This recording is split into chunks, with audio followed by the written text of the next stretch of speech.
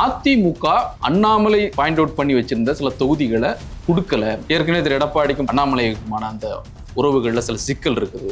So திட்டமிட்டு அந்த தொகுதிகளை அதிமுக பாஜகவுக்கு கொடுக்கல. அப்போ அமித்ஷாவை விட எடப்பாடி பழனிசாமி வலிமையானவர், உறுதியானவர். அவர் நினைச்சதான் நடந்துகிட்டு இருக்குன்னு நம்புறீங்களா? கனிமொழி அவர்கள் சொல்றாங்க, எடப்பாடி பழனிசாமி அவர்களுக்கு ஆளுநர் பதவி காத்திருக்கிறது. அவர் ஹிந்தி கத்துக்கிட்டா போதும், அவர் விரும்புற மாநிலத்துல ஆளுநராக போவதற்கான வாய்ப்பு இருக்கு. நாங்க ஆளுநர் பதவி வாங்கினோம்னா அதுக்கு கனிமொழியினுடைய பரிந்துரை எப்பவும் தேவைப்படாது, அந்த நிலைமை வராது. உதயநிதி சொல்லக்கூடிய அவருடைய எல்லா பிரச்சாரங்களிலும் முரட்டு அடிமை அப்படிங்கிற ஒரு கடுமையான சொல்ல அவர் பயன்படுத்துறாரு. இது திமுகவுக்கு கைவந்த கலை. அவங்களுடைய பலகீனங்களை மடைக்கிறதுக்காக அவங்க சொல்ற வார்த்தை. எடப்பாடி பேசிய ஒரு பேச்சு, கருணாநிதி அவர்கள் வீட்டு சிறையில் வைக்கப்பட்டிருந்தார் அப்படிங்கிறது திரு ஸ்டாலின் அதுக்கு இமிடியேட்டா ரியாக்ட் பண்றாரு. உங்கள் குடும்பத்தை பத்தி பேசுவதற்கான தகுதி திரு எடப்பாடி பழனிசாமிக்கு, கருணாநிதி அவர்களை பற்றி பேசுவதற்கான தகுதி அவருக்கு இல்ல. தவழ்ந்து வந்தாரு, குனிஞ்சு வந்தாரு, அமித்ஷா வீட்டுல போய் சோறாக்குறாரு, குழம்பு வைக்கிறாருன்னா இது அரசியல் பேச்சா? இந்த ஆட்சி 5 ஆண்டு கால ஆட்சி சட்ட ஒழுங்கு இவங்க எங்களை அடிமைன்னு சொல்லுவாங்க. ஏங்க இவங்க இந்த சட்டம் ஒழுங்கு பிரச்சனை பத்தியா இந்த கொத்தடிமைகள் எங்களை பெண்களுக்கு பாதுகாப்பு இல்லைன்னு தொடர்ந்து பேசுறீங்க. அதை பத்தி பேசுங்க. அதை விட்டுட்டு நீங்க கேட்ட ஸ்டாலின் அவர்கள் அவர் கருணாநிதி அவர் அப்பா நான் சொல்லி முடிச்சிடுறேங்க. ஒரு எதிர்க்கட்சி தலைவர் நான் பேசணும். திருமணி நேயர்களுக்கு வணக்கம். இன்றைய சந்திப்பில் நம்மோடு அதிமுகவினுடைய செய்தி தொடர்பாளர் திரு ஆவடி குமார் அவர்கள். அவரை அன்போடு வரவேற்கிறோம். சார் வணக்கம். வணக்கம் சார். நல்லா இருக்கீங்களா? நல்லா இருக்கும். நீங்க நல்லா இருக்கீங்களா? நல்லா இருக்கு. பரபரப்பா இருக்கு தேர்தல் பிரச்சாரம். நம்முடைய அதிமுக பொதுச் செயலாளர் திரு எடப்பாடி பழனிசாமி அவர்கள் அந்த வேட்பாளர் பட்டியல் வெளியிட்ட பிறகு உடனடியாக மயிலாப்பூர்ல இருந்து பிரச்சாரத்தை தொடங்கி இப்போ ஒரு பக்கமா போயிட்டு இருக்கிறாரு. எந்த அளவிற்கு ஒரு வரவேற்பு இருக்கு அதிமுகவுக்கு மக்கள் மத்தியில்? நீங்க அவருடைய முகத்தை பார்த்தீங்களாவே தெரியும் எந்த அளவுக்கு வரவேற்கு. அவர்கிட்ட இதுவரைக்கும் இல்லாத ஒரு புத்துணர்ச்சியும் புன்னகையும் அவருடைய முகத்திலேயே தெரியுது. ரொம்ப நம்பிக்கையோட இருக்கிறாரு. இல்ல, நம்பிக்கை மக்கள் தர ஆதரவு தானே நம்பிக்கை. ஒரு அரசியல்வாதிக்கு என்ன நம்பிக்கை? அதுவும் தேர்தல் நேரத்துல ஒரு பதட்டம் இல்லாம, நீங்க இதே முதலமைச்சருடைய முகத்தை பாருங்க, ஒரு பதட்டத்தோட பயத்தோட இருக்கிறாரு. இவர் ஒரு தேர்தல் மக்களை சந்திக்கிறோம், நம்ம ஒரு எதிர்பார்ப்போடு வந்திருக்குன்ற ஒரு ஏக்க உணர்வு கூட, அந்த உணர்ச்சி கூட முகத்தில் இல்லாமல் ஒரு புன்னகையோட வெற்றி பெற்றோன்ற மக்கள் ஆதரவு நமக்கு இருக்குன்றத நம்பிக்கையோட களத்தில் இருக்காரு. அதனால நிச்சயமா அனைத்து இந்திய அண்ணா திராவிட முன்னேற்றங்களும் மிக பெரும்பான்மையான, அவர் சொல்றது போல 210 இடங்கள்ல கூட்டணியும் அதிமுக மிக பெரும்பான்மையான இடங்களை வெற்றி பெற்று ஆட்சி அமைப்பது உறுதி. இல்ல, அவர் நீங்க சொன்னீங்க அவர் முகத்துல ஒரு பதட்டம் இருக்கு அப்படின்னா, ஒரு 5 ஆண்டுகள் ஆட்சியில் இருந்திருக்கிறாங்க, இப்போ மீண்டும் வெற்றி பெறணும், அப்ப ரொம்ப கவனமா இருக்கணுங்கிற ஒரு பதட்டமா தான். இல்ல, அது உண்மையா இருக்கலாம். ஆனா மக்கள் அவங்களை ஏத்துக்கிட்டாங்க, அல்லது அவங்களுடைய திட்டங்கள் மக்களுக்கு தேவையான திட்டங்கள் தந்திருக்காங்க, அல்லது சொன்ன வாக்குறுதிகள் நிறைவேற்றிருக்காங்கன்னா அந்த தன்னம்பிக்கை வரும். அப்போ இல்லைன்னா பதட்டம் வரதானே செய்யும். நீங்க ஒரு மக்களை சந்திக்கும்ன்ற போது ஒருத்தர்கிட்ட நம்ம ஒரு கடன் வாங்குறேன்னு வச்சுங்க, அந்த கடனை திருப்பி கொடுத்துட்டு இருந்தோம்னா அவரை பார்க்க சொல்ல நமக்கு ஒரு தன்னிச்சையான ஒரு முக தெளிவு கிடைக்கும், ஒரு புன்னகையோடு அவரை சந்திக்க முடியும். அவர்கிட்ட நம்ம கொஞ்சம் பாக்கி வச்சிருந்தோம்னா, அல்லது அவரை ஏமாத்தி இருந்தோம்னா, அவரை பார்த்த உடனே நம்ம பதறதானே செய்வோம். இவர் கொஞ்சம் பாக்கி வச்சிருக்காரா இல்ல ஏமாத்திட்டாருன்னு சொல்றீங்களா? ரெண்டுமே இருக்குன்னு தான் மக்கள் சொல்றாங்க. நான் சொல்றதை விட நீங்க ரொம்ப பெருசா கூட போக வேண்டாம். அவர் சொன்னதுல மாசந்தோறும் கரண்ட் கணக்கு எடுக்கிறேன்டாரு, அதை கூட எடுக்கலையே. இது சாதாரண விஷயம். கேஸுக்கு 100 ரூபாய் தரேன்டாரு, அது தரல. இல்லை, இது ரொம்ப பெரிய கணக்கு, கால்குலேஷன், பொருளாதார விளக்கம்லாம் தேவையில்லை. ஒரு சாதாரணமா பார்த்த உடனே மக்கள் கேட்கக்கூடிய கேள்வி தானே. ஸோ இப்போ தேர்தல் அறிக்கைன்னு வரும்போது அதிமுக தேர்தல் அறிக்கை கொஞ்சம் கொஞ்சமா வெளியிட்டு அப்புறம் ஒரு முழுமையான ஒரு தேர்தல் அறிக்கையும் வெளியாச்சு. அப்புறம் திமுக தேர்தல் அறிக்கை வெளியான பிறகு இப்போ அதிமுக தேர்தல் அறிக்கையோட கம்பேர் பண்ணும்போது அவங்க ஒரு படி மேலே போயிட்டாங்க அப்படிங்கிற மாதிரி ஒரு பார்வை வைக்கப்படுது. அதான் நீங்க எண்ணிக்கையை வச்சு சொல்றீங்க, வாக்குறுதிகள் அவங்க அதிகமாக. ஆனா நாங்க முன்கூட்டியே எங்களுடைய நிலைப்பாட்டை நாங்க சொல்லிட்டு வரோம். நாங்கள் இன்னும் சொல்ல போனால் அந்த தேர்தல் அறிக்கைன்றது மக்களுடைய எதிர்பார்ப்பு அல்லது தேவைன்னு எடுத்துக்கலாம். நீங்கள் இன்றைய தமிழ்நாட்டினுடைய பிரச்சனைகள் அடிப்படையில் எது மக்களுக்கு ஒரு தேவையோ, எது மக்களை வந்து இன்றைய நிலையில் ஒரு மகிழ்ச்சியான நிலைக்கு கொண்டு வருமோ அதை தான் நாங்கள் தேர்தல் அறிக்கையாக சொல்லி அதை நடைமுறைப்படுத்தணும்னு முயற்சி பண்ணுறது தான் நாங்கள் சொல்கிறோம். ரெண்டாவது, இது முதல்லயே நீங்கள் அனைத்து இந்திய அண்ணா திராவிட முன்னேற்ற கழகத்தின் பொதுச் செயலாளர் புரட்சி தமிழர் எடப்பாடியாரை பொறுத்த வரைக்கும் பாரதிய ஜனதா கட்சி அதிமுக கூட்டணின்னு மரியாதைக்குரிய உள்துறை அமைச்சர் அமித்ஷா அவர்கள் வந்து அறிவிச்சார். அறிவிச்ச உடனே அவர் களத்துக்கு போனார். களத்துல மக்களை சந்திக்கின்ற போது ஒவ்வொரு தொகுதியும் ஏறத்தாழ 193 தொகுதியில் தனிப்பட்ட முறையில் அவர் தேர்தல் அறிவிப்பு வர்றதுக்கு முன்னையே மக்களை சந்திச்சார்.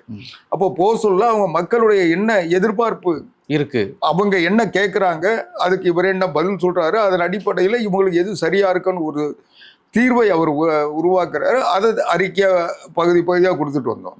அதற்கு பிறகு எங்களுடைய ஆய்வுக்குழு எல்லா மாவட்டங்களையும் அனுப்பி அந்த என்னென்ன பிரச்சனை இருக்கு, அது சம்பந்தப்பட்ட அந்த பாதிக்கப்பட்ட மக்கள் அல்லது தேவைப்படுகின்ற மக்களை சந்தித்து அவருடைய அந்த சங்கங்கள், அந்த பொது அமைப்புகள் இவங்களுடைய கருத்துக்களை கேட்டு அதுக்கப்புறம் நாங்கள் ஒரு முழுமையான தேர்தல் அறிக்கையை தந்திருக்கோம். இது இன்றைக்கு தமிழ்நாட்டில் இந்த ஸ்டாலின் ஆட்சிக்கு வந்து இந்த 5 வருஷத்துல மக்கள் எவ்வளவு பாதிக்கப்பட்டிருக்காங்க, உடனடியாக அவங்களுக்கு என்ன தேவைன்றது தான் முதல் கட்டமாக எங்களுடைய தேர்தல் அறிக்கையில் முழுமையான ஒரு தீர்வாக நாங்கள் தந்திருக்கோம். அதுதான் இன்னைக்கு மின்சார கட்டண உயர்வு, சொத்து வரி உயர்வு, பத்திரக பதிவு கட்டண உயர்வு, இன்னும் சொல்ல போனால் டாஸ்மாக் விலை உயர்வு எல்லாமே பார்த்தா இன்னைக்கு வரி உயர்வு அரசாங்கத்தால் பஸ் கட்டண உயர்வுலேருந்து எல்லாமே அது அபரிவிதமாக இருந்ததுனால அதனால் ஏற்பட்ட பாதிப்பு.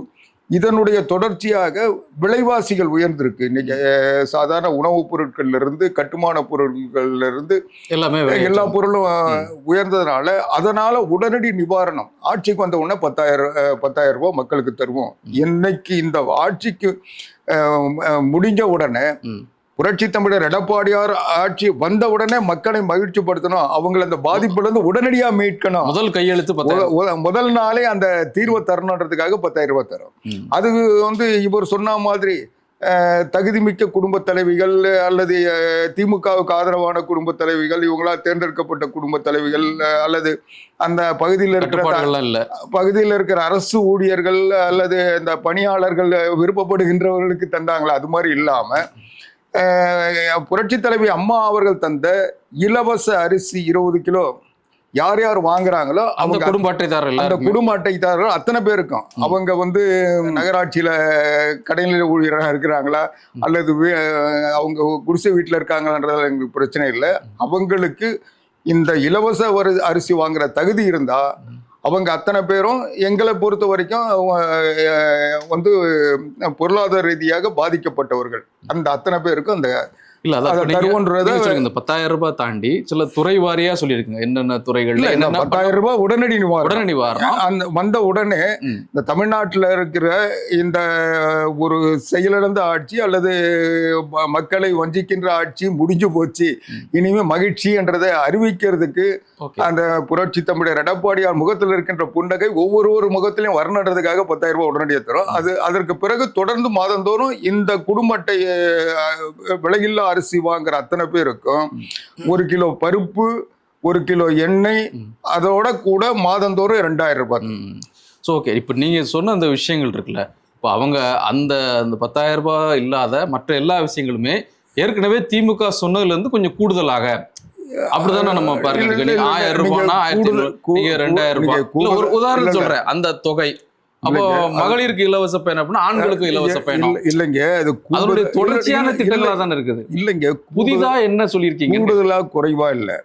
நாங்க கடந்த 21 தேர்தலில் எங்கள் தேர்தல் அறிக்கையை நீங்க கேட்டீங்கலாம் கூட நான் எடுத்து காட்ட தயார் இருக்கேன். இல்லை உங்ககிட்ட பழைய இதுவும் எடுத்து பாருங்க. போன தேர்தல் அறிக்கையிலே நாங்கள் சொல்லியிருக்கோம், நாங்கள் ஆட்சிக்கு வந்தால் 1,500 ரூபாய் ஒவ்வொரு குடும்ப தலைவிகளுக்கும் குடும்பத்திற்கும் தருவோம்னு சொன்னோம். நாங்க சொன்னது வந்து இலவச அரிசி வாங்குற அத்தனை பேருக்கும். ஆனா இவங்க சொன்னது வந்து எல்லாருக்கும் தருவோம்னு சொல்லிட்டு இதுல குறிப்பிட்ட பேருக்கு தான் கொடுத்தாங்க. அதனால அந்த திட்டத்தை வந்து சரியா செய்யாதது அவங்க.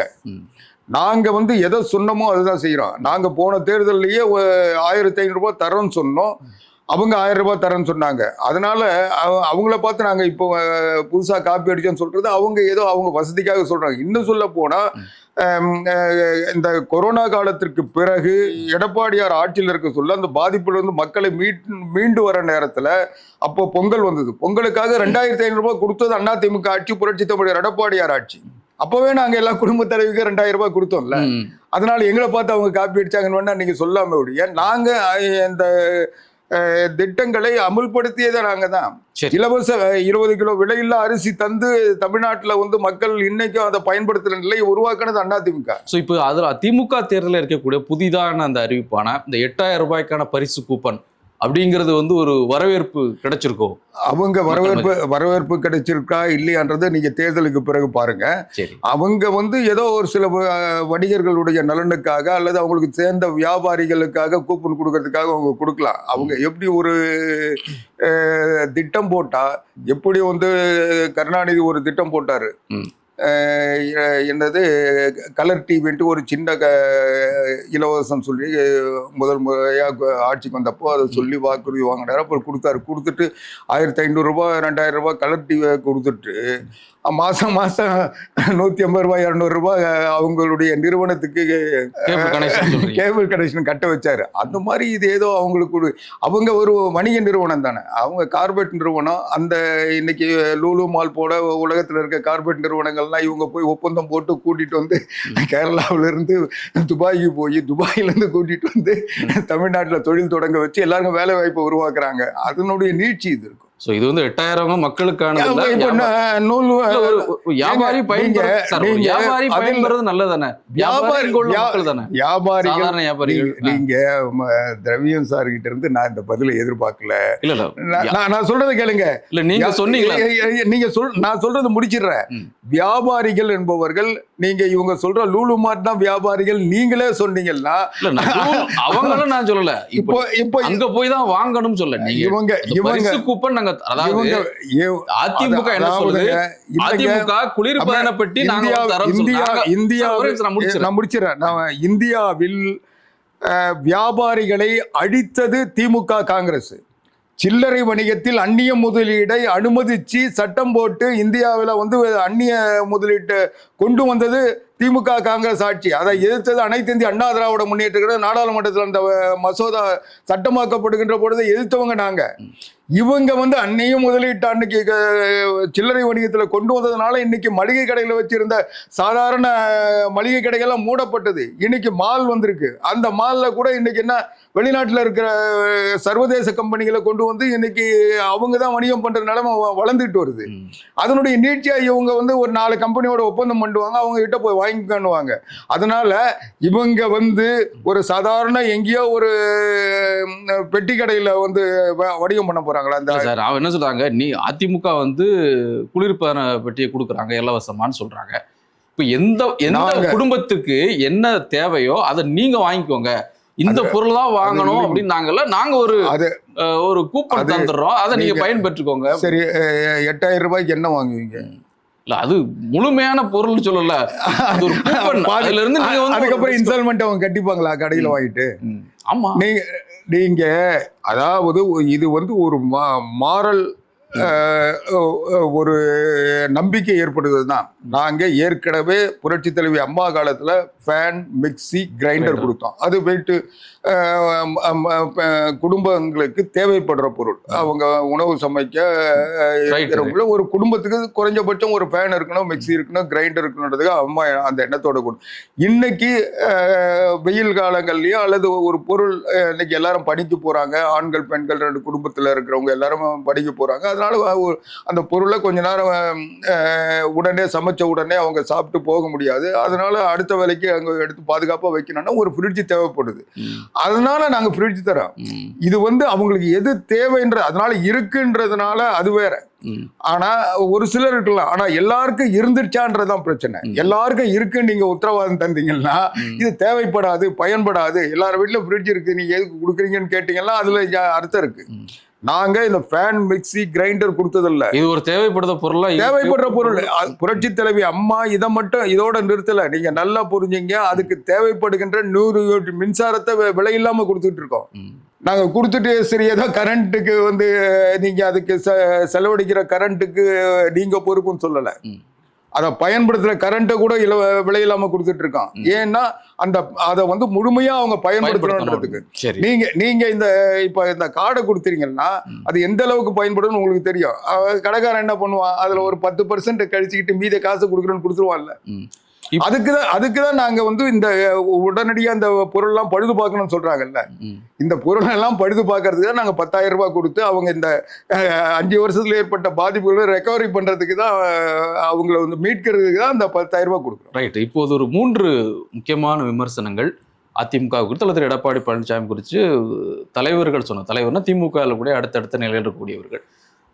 கனிமொழி அவர்கள் சொல்றாங்க, திரு எடப்பாடி பழனிசாமி அவர்களுக்கு ஆளுநர் பதவி வந்து காத்திருக்கிறது. இந்த தேர்தல் முடிந்த பிறகு அவர் இன்னும் ஹிந்தி கத்துக்கிட்டா போதும், அவர் விரும்புகிற மாநிலத்தில் அவர் ஆளுநராக போவதற்கான வாய்ப்பு இருக்கு அப்படிங்கிற ஒரு விமர்சனத்தை வைக்கிறாங்க. அதற்கு சில உதாரணங்களை சொல்லி, ஏன்னா முன்பு இது மாதிரி நடந்திருக்குது, இவங்களுக்கு என்ன, இவங்க அதிமுகவுக்கு என்ன வேணும், இவங்கள மாதிரி பதவி கேட்டு அங்கங்க போய் தள்ளுவண்டியில போய் மன்மோகன் சிங் வீட்டாண்டியும் சோனியா காந்தி வீட்டாண்டியும் அதிமுகவில் இருந்து எந்த தலைவராவது காத்துட்டு இருந்தோமா? விமர்சனம் எதுங்க? நாங்களே தான் விமர்சனம் பண்றோம். இன்னைக்கு ராஜா பேசியிருக்காங்க. நம்ம தலைவரை சொல்லும் போது எங்க தலைவரை சொல்றதுக்கு எந்த யோகியதையும் கனிமொழிக்கு இல்ல. அவங்க வந்து புரட்சி தமிழர் எடப்பாடியார் தமிழ்நாட்டினுடைய முதலமைச்சர் ஆகிறதை தடுக்க முடியாது, தடுக்க போறது இல்லை. அவங்க வந்து ஒதுக்கப்படாம இருக்கிறத அவங்க பார்த்து சொல்லுங்க. இவங்களுக்கு வந்து எங்கேயாவது போய் அகதியா இருக்கட்டும், இல்லை வந்து ஆளுநராக இருக்கட்டும், அதை பத்தி எங்களுக்கு, நாங்க ஆளுநர் பதவி வாங்கினோம்னா அதுக்கு கனிமொழியினுடைய பரிந்துரை எப்பவும் தேவைப்படாது. அந்த நிலைமையும் வராது. அது எங்களால வந்து யாருக்கு என்ன பதவி வாங்கி தர முடியும்ன்றது எங்களுக்கு தெரியும். அது எது வரணும், எங்களை பொறுத்தவரையும் தமிழ்நாட்டினுடைய இந்த கருணாநிதி குடும்பத்தின் ஆட்சி, அந்த குடும்ப உறவுகள், அந்த குடும்பத்தின் பேரை சொல்லிட்டு ஒரு கொள்ளை கூட்டம் இந்தியாவை சூறையாடி 1,80,000 கோடி கொள்ளை அடிச்சு 6 மாசம் ஜெயிலில் இருந்துட்டு அதுக்கப்புறம் இன்னைக்கு அது ஆதாரங்கள் நிரூபிக்கப்படவில்லைன்றதுனால தான் அவங்களை விடுதலை ஆட்சியை தவிர அதை கூட இப்போ அப்பீல் பண்ணிட்டு இருக்காங்க. அதனால அவங்களுடைய யோகியதை அவங்க பார்த்துக்க சொல்லுங்க. இல்லை, இன்னொரு விஷயம், இந்த பாஜகன்னு சொல்லும்போது இந்த அடிமைங்கிற வார்த்தையை தொடர்ந்து பயன்படுத்துறாங்க. ரெண்டாவதாக சொல்றது ஒரு உதயநிதி சொல்லக்கூடிய அவருடைய எல்லா பிரச்சாரங்களிலும் ஒரு முரட்டு அடிமை அப்படிங்கிற ஒரு கடுமையான சொல்ல வந்து அவர் பயன்படுத்துறாரு. இது தொடர்ந்து அதற்கு திரு எடப்பாடி பழனிசாமி முரட்டு பக்தர், நான் பக்தர்னு சொல்லுங்க, நான் சொன்ன சொல்லு வேற, அவர் நீங்க சரியா புரிஞ்சுக்கல. முழுக்க ஒரு கட்சியை வந்து இன்னொரு கட்சிகிட்ட போய் அடம்ப வைக்கிறது போல ஒரு செயல்பாட்டுல வந்து இந்த அதிமுகவினுடைய பொதுச்செயலாளர். நாங்க வந்து இன்னொரு கட்சிகிட்ட அடகு வச்சோமா இல்லையான்றத தேர்தல் இன்னைக்கு அறிவிப்புகள், அதற்கு பிறகு இன்றைக்கு பாரதிய ஜனதா கட்சியினுடைய தலைவர்களுடைய வருத்தங்கள், இன்னைக்கு கூட வேட்பாளர் பட்டியலில் அவங்க வந்து அவங்க கேட்ட இடம் தரல, நம்ம வந்து கேட்ட தொகுதிகள் தரலன்ற சொல்ற ஏற்படுற வருத்தங்கள், இது எல்லாமே வர செய்திகள்லாம் பார்த்தீங்கன்னா, யார் வந்து நாங்க பாரதிய ஜனதா கட்சிக்கு அடிமை இல்லை, அவங்களும் எங்களுக்கு அடிமை இல்லை, ஒரு சகோதர உணர்வோடு தான் நாங்கள் தொகுதி பங்கீடு பண்ணுவோம். இன்னும் சொல்ல போனால் அமித்ஷா வீட்டுக்கு எடப்பாடியார் போனார்ன்றதை பேசுகிறாங்க. ஆனால் எடப்பாடியார் வீட்டுக்கு அமித்ஷா வந்ததை யாரும் பேசுறதில்லை. இது வந்து திமுகவுக்கு கைவந்த கலை, அவங்களுடைய பலகீனங்களை மடைக்கிறதுக்காக அவங்க சொல்கிற வார்த்தை. நான் இன்னும் கேட்குறேன், இவங்க இவ்வளோ பேசுகிறாங்கல்ல, இலங்கையில் ஈழத்தமிழர்கள் படுகொலை செய்யப்பட்ட போது கருணாநிதி 1.5 மணி நேரம் உண்ணாவிரதம் இருந்து 1.5 லட்சம் பேர் வந்து பதுங்கு குடியில் இருந்தவங்கெல்லாம் சமாதானம் ஆயிடுச்சு, போர் நிறுத்தம் வந்துருச்சு, வெளியே வாங்கன்னு சொல்லி இவங்க இங்கேருந்து சிதம்பரம் சொன்னார், அவர் சொன்னாருன்னு சொல்லிட்டு ராஜபக்ஷ பேச்சை கேட்டுக்கிட்டு இவங்க சொன்னப்போ இதே கனிமொழி பேசி அங்கே தகவல் தெரிவித்ததுனால தானே 1.5 லட்சம் பேர் வெளியே வந்து கொத்து குண்டு போட்டு சாகடிச்சாங்க. அப்படி சாகடித்த பிறகு இந்த இந்திய அமைச்சரவையில் திமுக அமைச்சர்கள் இருந்தாங்க. அவங்க ஏன் பதவி விலகலைன்னு சொல்லி கேட்டப்போ அவங்கள பதவி விலக சொல்ல போனால் கருணாநிதி என்ன சொன்னார், ஒரு அடிமை இன்னொரு அடிமைக்கு என்ன உதவி செய்ய முடியும், நாங்கள் பதவி விலகிறதுனால பிரச்சனை தீந்துருமான்னு கேட்டாங்கல்ல. அடிமைன்னு அதை வந்து விளம்பரப்படுத்திக்கிட்டது திமுக தான், கருணாநிதி தான். இன்னும் சொல்ல போனா அன்றைக்கு பாரதிய ஜனதா கட்சி ஆட்சிக்கு வர்றதுக்கு முன்ன மன்மோகன் சிங் அமைச்சரவையில் ராஜா மந்திரியா இருந்தார்.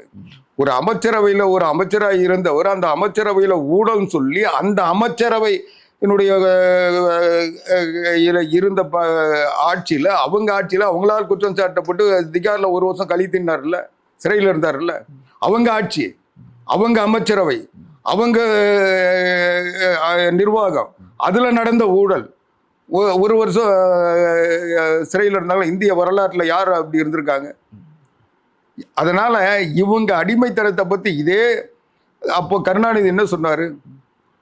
என்னுடைய மகள் கனிமொழி ஆசையா வளர்த்த பிள்ளை 6 மாதம் வெயிலில் கொப்பளம் கிளம்பி முகெல்லாம் மாறி போச்சு. இந்த கொடுமையான வெயிலில் திகார் சிலையில் இதுன்றாங்க, நீங்கள் எல்லாம் ஆட்சியில் உட்காந்துருக்கீங்க, என் பொண்ணை இப்படி விட்டீங்கன்னு கதறினார்ல டெல்லியில் போய். அப்போ யார் அடிமை? ஸோ அவரு இன்னொரு நீங்க ஒரு தனிப்பட்ட அரசியல் நடவடிக்கைங்க. அவங்க மத்திய அமைச்சரவையில் இருந்த காலத்தில் சொல்ற அடுத்த கேள்வி தனிப்பட்ட விமர்சனம் குறித்து பேசிட்டு இருக்கும்போதே திரு ஸ்டாலின் அவர்கள் அடுத்து சொல்லக்கூடிய விஷயம், திரு எடப்பாடி பேசிய ஒரு பேச்சு, கருணாநிதி அவர்கள் வீட்டு சிறையில் வைக்கப்பட்டிருந்தார் அப்படிங்கிறது. திரு ஸ்டாலின் அதுக்கு இமிடியேட்டா ரியாக்ட் பண்றாரு. உங்கள் குடும்பத்தை பத்தி பேசுவதற்கான தகுதி திரு எடப்பாடி பழனிசாமி, கருணாநிதி அவர்களை பற்றி பேசுவதற்கான தகுதி அவருக்கு இல்ல. இதை ஏன் பேசணும் இந்த நேரத்தில்? இதை ஏன் சொல்லணும்? அதுதான் ஏன் பேசணும்னா, இதே கருணாநிதி ஒரு நாள் காலையில் என்னுடைய மகன் மு.க. ஸ்டாலினை சாகடிச்சிருவேன், அவன் உயிரோடு இருக்க மாட்டான், சொல்லி வையின்னு சொல்லி ஒருத்தர் என்னை மிரட்டுறாரு. ஒரு தந்தையா நான் எப்படி பதைப்பேன்னு சொல்லி கடிதம் எழுதுனாரா இல்லையா? அப்போ அது யாருக்காக எழுதினாரு? அப்போ அழகிரிக்கும் ஸ்டாலினுக்கும் பிரச்சனை இருந்ததா இல்லையா? இந்த அரசியல் சார், அதுதான் நான் சொல்லி முடிக்கிறேங்க. இந்த ஆட்சி 5 ஆண்டு கால ஆட்சி சட்ட ஒழுங்கு இவங்க எங்களை அடிமைன்னு சொல்லுவாங்க. ஏங்க இவங்க இந்த சட்டம் ஒழுங்கு பிரச்சனை பத்தியா இந்த கொத்தடிமைகள் எங்களை பெண்களுக்கு பாதுகாப்பு இல்லைன்னு தொடர்ந்து பேசுறீங்க. அதை பத்தி பேசுங்க. அதை விட்டுட்டு நீங்க கேட்ட கேள்வி அவர்கள் அவர் நான் சொல்லி முடிச்சிடுறேங்க. நான் பேசணும், சொல்லி முடிச்சிடுறேங்க. அதுக்கு பிறகு இதையே கருணாநிதி அதுக்கப்புறம் வெளியே வரல. எப்போவாவது கருணாநிதி இவரை திமுகவினுடைய நிர்வாக தலைவராகவோ அல்லது தலைவராகவோ நியமிச்சாரா? யார்கிட்டயாவது சொன்னாரா சொல்லுங்க. செயல் தலைவர் அதெல்லாம் இல்ல. இவரா அந்த உண்மையை தானங்க சொல்றோம். இப்போ நான் என்ன அதுதான் இப்ப எப்ப சொல்றீங்க? இல்ல என்ன அதாவது தேவை இருக்கு, அதை தாண்டிய பிரச்சனை. ஆமாங்க, இவர் பிரச்சனையை நம்ம பேசல. ஸ்டாலின் ஒரு யோகியமான முதலமைச்சரா இருந்தா இவரே தவறு வந்தாரு, குனிஞ்சு வந்தாரு, நிமிர்ந்து வந்தாருன்னு பேசுறாரு. அவர் எதுக்கு பேசணும்? பேசுறதுனால இதை ஆமா, நிச்சயமா. அழகிரி பிரச்சனையில நீ என்ன சால்வ் பண்ண? இன்னும் சொல்றேங்க, இன்னும் வீரன் சொல்றாரு. முதலமைச்சர் கருணாநிதி, ஸ்டாலின் துணை முதலமைச்சர் முதல் முறையா மதுரைக்கு போறாரு. மதுரை அப்போ இவருக்கு இசட் பாதுகாப்பு, இந்த பக்கம் ராணுவ பாதுகாப்பு, துணை முதலமைச்சர் பாதுகாப்பு, எல்லா முதலமைச்சர் புடைசூட மதுரை ரயில் நிலையத்தில் இறங்குறாரு. ஒருத்தன் கத்தி வீசினா ஞாபகம் இருக்கா? அந்த கத்தியை பிடிச்சாங்க. அந்த ஆளை இது வரைக்கும் பிடிச்சாங்களா? 5 வருஷம் ஒரு ஆட்சியில் இருந்தார். நான் கேட்குற திமுகவில் இன்னைக்கு வீரம் பேசுகிறாங்கல்ல, அதுக்கு பிறகு மதுரைக்கு ஸ்டாலின் போனாரா? ஆட்சியில் இருந்த வரைக்கும் புரட்சி தலைவி அம்மா ஆட்சிக்கு வந்த பிறகுதான் மதுரைக்குள்ளே நுழைஞ்சாரு. அந்த சம்பவத்துக்கு பிறகு ஸ்டாலின் மதுரைக்கு போனாரா? இது பேச வேண்டிய விஷயம் தான்ங்கிறது உங்களுடைய நிச்சயமா அந்த பிரச்சனைகள்லாம் நாங்க பேசக்கூடாதுன்னு நினைச்சோம். இன்னைக்கு பேச வைக்கிறாரு. நாங்க எப்படி வந்தா இன்னைக்கு தேர்தல் என்ன, எடப்பாடி பழனிசாமி வாக்குறுதிகள் தராரு. அவருடைய ஆட்சியில இந்த பாதிப்புகள் இருந்தது, இந்த பிரச்சனைகள் இருந்தது, அதையெல்லாம் அவர் பதில் சொல்லட்டோன்னு கேட்டாருன்னா நாங்க பதில் சொல்ல தயாரா இருக்கோம். நீங்க அதை விட்டுட்டு அவர் தவழ்ந்து வந்தாரு, குனிஞ்சு வந்தாரு, அமித்ஷா வீட்டில் போய் சோறாக்குறாரு, குழம்பு வைக்கிறாருன்னா இது அரசியல் பேச்சா? ஒரு முதலமைச்சருக்குரிய அழகா? நிச்சயமா. இப்போ நிறைவா பாஜக, தமிழக பாஜக இங்கே போட்டியிடக்கூடிய இடங்கள் 27 இடங்களை போட்டியிடக்கூடிய வேட்பாளர்களை அறிவிச்சிருக்கிறாங்க. அதை ஒட்டி வரக்கூடிய விமர்சனங்களில் பார்த்தீங்கன்னா திரு அண்ணாமலையுடைய பெயர் லிஸ்ட்டே இல்லை, அது அவங்களுடைய கட்சின்னு வச்சுக்கோங்களேன். பேசும்போதே சொல்லக்கூடிய இன்னொன்று, இல்லை அதிமுக அண்ணாமலை பாயிண்ட் அவுட் பண்ணி வச்சிருந்த சில தொகுதிகளை கொடுக்கல, ஸோ அந்த தொகுதிகள் கிடைக்கப்பெறாதனால அண்ணாமலை போட்டியிடக்கூடிய ஒரு வாய்ப்பு வந்து இங்கே இடம்பெற முடியாமல் போச்சு. அதுக்கு பல பிரச்சனைகள், பழைய கதைகள் இருக்கிறதுனால ஏற்கனவே திரு எடப்பாடிக்கும் அது அண்ணாமலைக்குமான அந்த உறவுகளில் சில சிக்கல் இருக்குது. ஸோ திட்டமிட்டு அந்த தொகுதிகளை அதிமுக வந்து பாஜகவுக்கு கொடுக்கல, வேற வழி இல்லாமல் அண்ணாமலை போட்டியிட விரும்பலை அப்படிங்கிற ஒரு விஷயத்த சொல்கிறாங்க. சரி, இது உண்மையாக இருக்கலாம். நீங்கள் முதல்ல கேட்ட கேள்விக்கு இதுதான் பதில். அப்போ அமித்ஷா இருக்குங்கிறீங்க. அதில் அப்போ அமித்ஷாவை விட எடப்பாடி பழனிசாமி வலிமையானவர், உறுதியானவர், அவர் நினைச்சதான் நடந்துகிட்டு இருக்குன்னு நம்புறீங்களா? இல்லை, நான் அதுக்குள்ளே போல. நீங்க அதுக்கு நான் கேட்கறது சரி, ஒரு 2 தொகுதிகள் உங்களுடைய மொழியிலேயே சொல்றேன். எடப்பாடி பழனிசாமி அவர்கள் நினைச்சதை சாதிச்சாரு, அமித்ஷா விட்டு கொடுத்துட்டாரு, ஒத்துக்கிறீங்களா? ஸோ இதில் நடந்தது உண்மைதான். நாங்க நடந்தது, எப்படி நடந்தது, ஏன் நடந்ததுன்றதுக்கு நான் ஆர்குமெண்ட் பண்ண வரல. அதுக்கான விவரம் சொல்றது எனக்கு விவரம் தெரியாது. நான் சொல்றது கேட்டுங்க. எனக்கு விவரம் தெரியாது நம்புறது. எனக்கு தெரிஞ்ச பார்வை, நான் பார்த்த அரசியல், நான் என்னுடைய கட்சியினுடைய நடவடிக்கைகள் நான் பார்த்த வரையும் இன்னைக்கு புரட்சி தமிழர் எடப்பாடியார் தமிழ்நாடு சட்டமன்ற தேர்தலை பொறுத்த வரைக்கும் அவர் நினைச்சதை சாதிச்சுட்டு இருக்காரு, சாதிப்பார், வெற்றி பெறுவார். அண்ணாமலை போட்டியிடன்னு அவர் வரக்கூடாதுன்னு திரு எடப்பாடியுடைய விருப்பமா இருந்துச்சு, அதை சாதிச்சிட்டாரு மாதிரி நீங்க எப்படி வேணா எடுத்துங்க. அவர் வந்து விருப்பமா இல்லையா, அது அண்ணாமலையுடைய விருப்பமான்றது எனக்கு தெரியாது. இது நீங்க அவங்க 2 பேர்கிட்ட தான் கேட்க முடியும். அதனால என்னை பொறுத்த வரைக்கும் அரசியல் ரீதியா ஒரு தமிழ்நாடு அனைத்து இந்திய அண்ணா திராவிட முன்னேற்ற கழகத்தின் பொதுச் செயலாளர் புரட்சி தமிழர் எடப்பாடியார் இந்த கூட்டணியுடைய தலைவர். அவர் விருப்பப்படுகின்றவர்கள் தான் போட்டியிட முடியும், வெற்றி பெற முடியும். அவர் தலைமையில் தான் ஆட்சி அமையும். அவர் விருப்பப்படுகின்றவர்கள் அமைச்சராகணும் அப்படின்றது தான் எங்களுடைய கூட்டணியின் இலக்கு. அந்த இலக்கை நோக்கி அவர் வெற்றிகரமா பயணப்பட்டிருக்கார். அதனால அவர் யாருக்கும் அடிமை இல்லை. அவர் வந்து மற்றவர்களோடு இணக்கமா இருக்கிறாரு. அவங்கள எந்த நேரத்தில் யார்கிட்ட எதை சொல்லி புரிய வைக்கிறோமோ அதை புரிய வைக்கிறாரு. இந்த கூட்டணியை இலகுவாக்கி யாருக்கு எந்த சிக்கனம் இல்லாம நாளைக்கும் இந்த கூட்டணி ஆட்சி அமைய சொல்ல எந்த குழப்பம் வராம ஆட்சி அமைக்கிறதுக்குரிய அத்தனை அடிப்படை வேலைகளும் முழுமையா செஞ்சிட்டு இருக்காரு, செய்வார். நிச்சயமா. மிக்க நன்றி தினமணி சார். நன்றி.